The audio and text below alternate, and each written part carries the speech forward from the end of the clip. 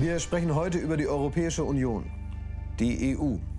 Diese europäische Gemeinschaft wurde gegründet, um nach den Weltkriegen, dem Kalten Krieg und einer zunehmend globalisierten Wirtschaft vergleichsweise kleinen Staaten etwas zu verleihen, was sie dringend brauchen. Eine gemeinschaftliche Stärke.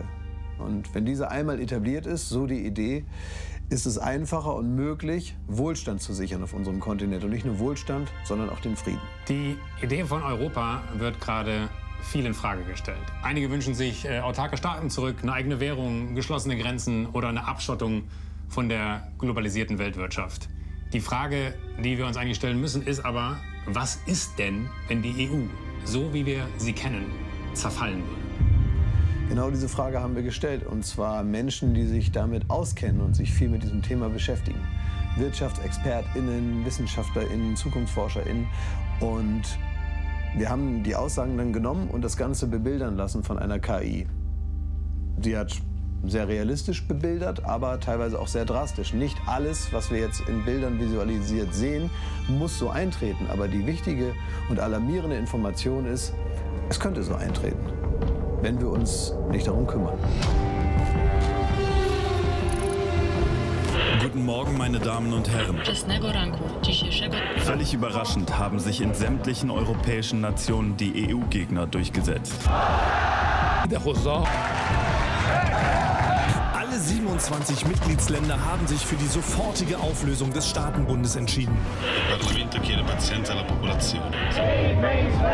Die EU als Bündnis ist damit 31 Jahre nach ihrer Gründung Geschichte. This is a turning point for the world.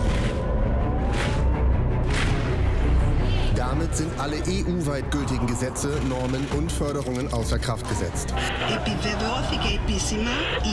Jede Nation ist nun in der Einzelverantwortung, wie mit den unvorhersehbaren Folgen und Auswirkungen umzugehen ist. EU-stilstäter er bekymret over tabet af Europaspillet. Fassungslos und mit großer Sorge blicken Experten in die Zukunft.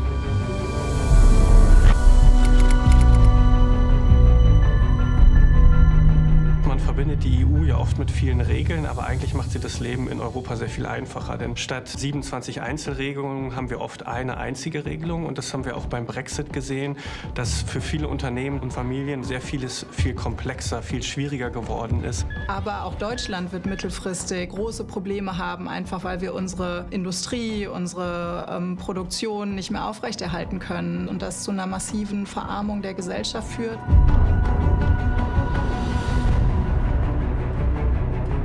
Eines der Hauptziele des Brexits, die Migration einzugrenzen, ist nicht gelungen, ganz im Gegenteil. Die Flüchtlingszahlen nach Großbritannien sind massiv gestiegen, weil man eben viel schwieriger mit Frankreich und anderen EU-Staaten zusammenarbeiten kann. Durch den Brexit bekommt man einen Vorgeschmack, wobei das jetzt für die 27 EU-Länder um ein Vielfaches steigen würde.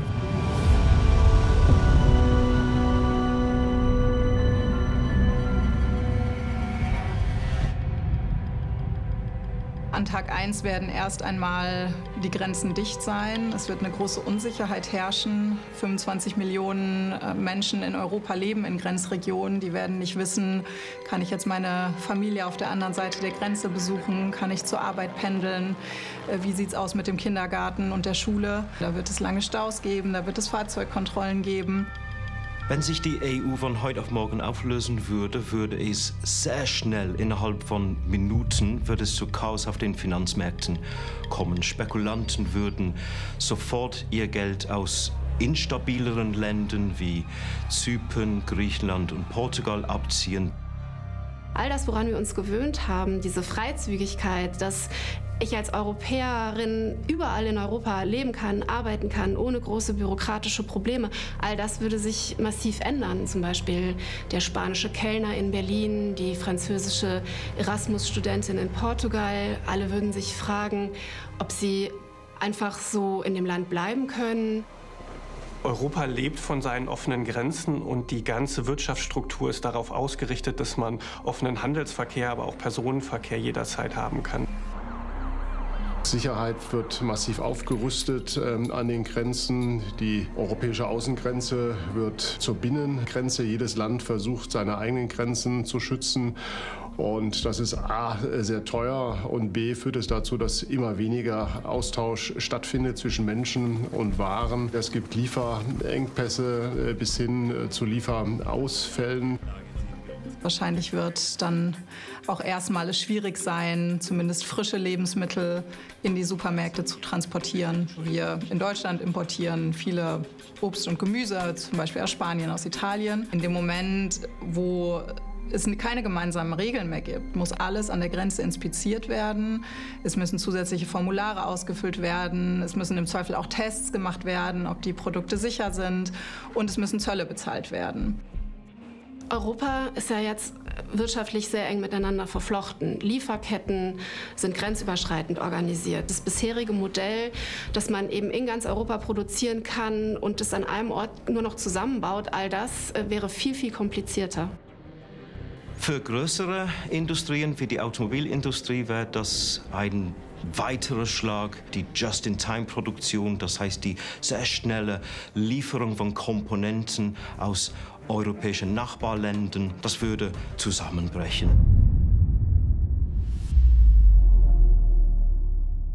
Anders als beim Brexit würde bei einem Zusammenbruch der EU auch der Euro in Frage gestellt werden, die Währung, die wir eben seit über 20 Jahren benutzen.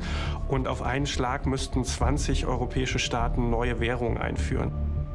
Die Wiedereinführung der D-Mark oder die Abschaffung des Euros hätte natürlich ganz fatale Konsequenzen, gerade für den deutschen Wirtschaftsstandort, weil die D-Mark einfach dann eine sehr starke Währung wäre und das bedeuten würde, dass es sehr teuer wäre, dass wir Sachen exportieren. Wenn es zu einem Aufwertungsdruck von, sagen wir mal, 30% käme, würde das heißen, dass unsere Exportgüter, nehmen wir mal Autos, Maschinen, chemische, pharmazeutische Erzeugnisse, die würden quasi über Nacht in ausländischer Währung 30% teurer. Und das würde natürlich bedeuten, dass der Absatz einbrechen würde, die Gewinne würden einbrechen, die Exportindustrie hätte sofort erhebliche Probleme. Deutschland ist eine sehr große Exportnation. Die Hälfte des Exports geht ins europäische Ausland und jeder 4. Arbeitsplatz in Deutschland hängt vom Export ab. Und man unterschätzt es manchmal. Allein die 4 Visegrad-Staaten, also Polen, Ungarn, Tschechien und die Slowakei, handeln mehr mit Deutschland als China. Und das wäre dann mit einem EU-Zerfall direkt bedroht. Und natürlich im Rahmen der Rationalisierung würden die Firmen versuchen, die Löhne zu senken oder die Mitarbeiter zu entlassen. Und es wäre denkbar, dass sich die Arbeitslosenquote relativ schnell von 6% auf vielleicht 12% in wenigen Jahren sich erhöhen würde. Das würde dazu führen, dass letztlich wahrscheinlich Unternehmen schließen müssen, dass Arbeitsplätze abgebaut werden. Und das bedeutet langfristig natürlich weniger Wohlstand für uns als Gesellschaft, weniger Haushaltseinnahmen, weniger Arbeitsplätze. Das ist ja nicht nur das Unternehmen, dem es schlecht geht, sondern das hat dann ja gesamtgesellschaftliche Konsequenzen. Ja, jetzt zerstrittener Europa ist nach einem Austritt, nach einem Niedergang der Europäischen Union, desto leichter wird es für Mächte wie China, Russland natürlich hier Einfluss zu nehmen. Deutschland und auch alle anderen EU-Staaten sind letztlich ökonomische Zwerge verglichen mit den USA oder mit China. Und es wird sehr schwer sein, Handelsbeziehungen neu auszuhandeln, die unsere Interessen widerspiegeln, weil wir einfach wirtschaftlich irrelevant sind.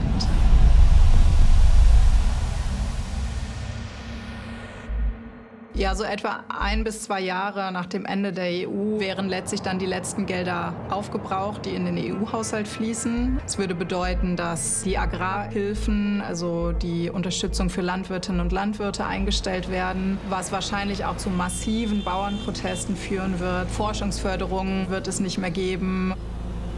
Durch den Wegfall von Strukturfonds der Europäischen Union würde es gerade in strukturschwachen Gebieten zu einer Verarmung kommen. Es würde keine Infrastruktur mehr bereitstehen. Das Gefälle zwischen Stadt und Land würde viel größer werden. In Bereichen, wo wir heute schon Probleme haben mit Ärzten, Apotheken.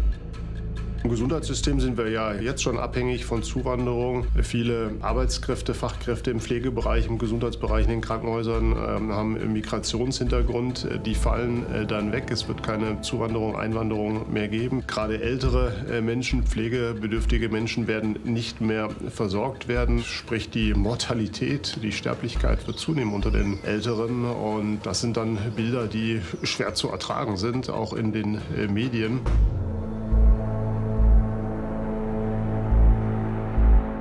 Die Europäische Union hat viele Umweltstandards vorgegeben. Die Europäische Union gibt es jetzt seit längerem nicht mehr. Die Mitgliedstaaten organisieren die Vorschriften, wie sie zum Beispiel Giftmüll entsorgen, wie sie mit Abwasser umgehen, individuell. Wenn jeder Staat das irgendwie selber macht, wird es natürlich auch keine gemeinsamen Regeln geben. Hier gibt es vielleicht einen Emissionshandel in Deutschland, aber dann nicht mehr in Polen. Und da stehen dann auf einmal die dreckigen Braunkohlekraftwerke und pusten bis in die 2100er Jahre ihren Dreck in die Luft. Stellen wir uns mal vor, es gibt einen Fluss, der zwei Länder miteinander verbindet. Wenn ich jetzt keine gemeinsamen europäischen Umweltstandards mehr habe, dann kann es sein, dass im Ausland andere Standards gelten, dass in diesem Ausland Müll in diesen Fluss gekippt wird, dass der Fluss dadurch verseucht wird und dass der dann eben auch auf der anderen Seite der Grenze so ankommt. Man hätte gar keine Handlungsmöglichkeiten mehr, das zu verhindern.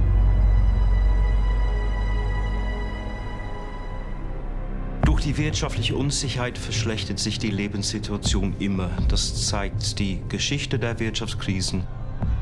Am meisten Sorge macht mir die Verunsicherung. Wenn die Menschen unsicher sind, das haben wir zu Beginn der Corona-Pandemie gesehen, dann sind sie anfällig für Populismus, für einfache Antworten, für Nationalismus, für Misstrauen. Große Unsicherheit ist eigentlich ein Boden für solche Parteien, die schnelle und einfache Lösungen propagieren. Und ich könnte mir vorstellen, dass es überall wieder nationalistische Tendenzen gibt. Also Partei, die sagt, ich möchte ein starkes Frankreich, ich möchte ein starkes Deutschland, ich möchte ein starkes Polen und die eben sehr viel mehr die Unterschiede zwischen den Ländern betonen würden als die Gemeinsamkeiten. Jetzt wäre das Misstrauen gegenübereinander sehr viel größer.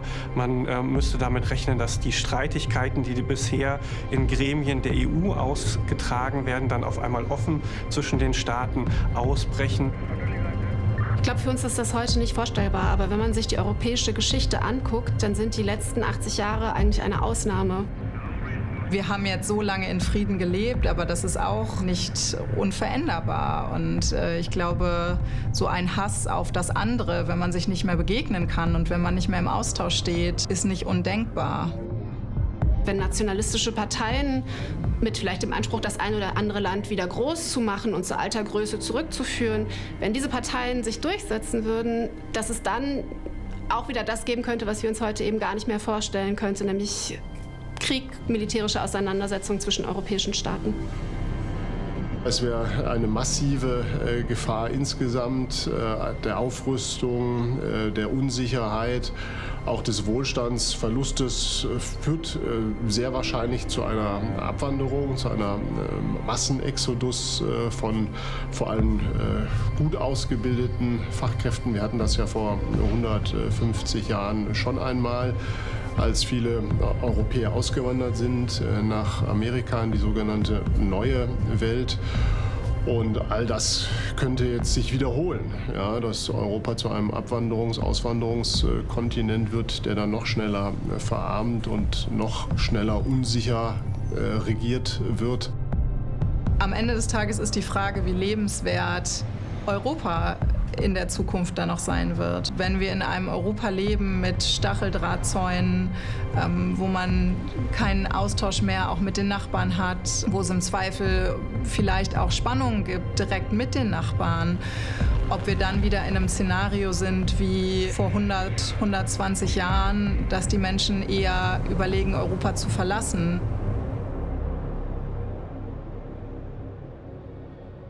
Als ein überzeugter Europäer ist das natürlich ein Schreckensszenario, was kaum vorstellbar ist. Denn die EU prägt so viele Dinge unseres Lebens.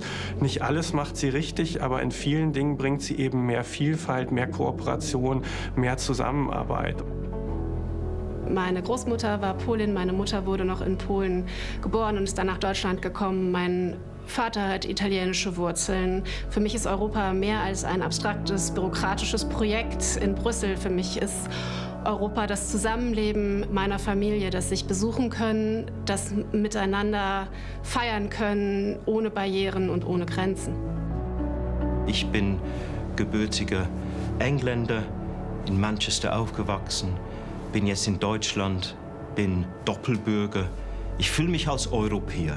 Wenn ich nur daran denke, dass dieses Projekt scheitern könnte, das macht mich traurig. Ich möchte auch nicht, dass die nachfolgende Generation das erlebt. Und ich hoffe inbrünstig, dass das nicht zustande kommt. Ich glaube, wir sind uns alle einig, dass 15 Minuten nicht reichen, um das zu besprechen, was war, was ist und was werden muss, wenn es um Europa geht und um die Europäische Union. Eine Information können wir, glaube ich, heute mitnehmen.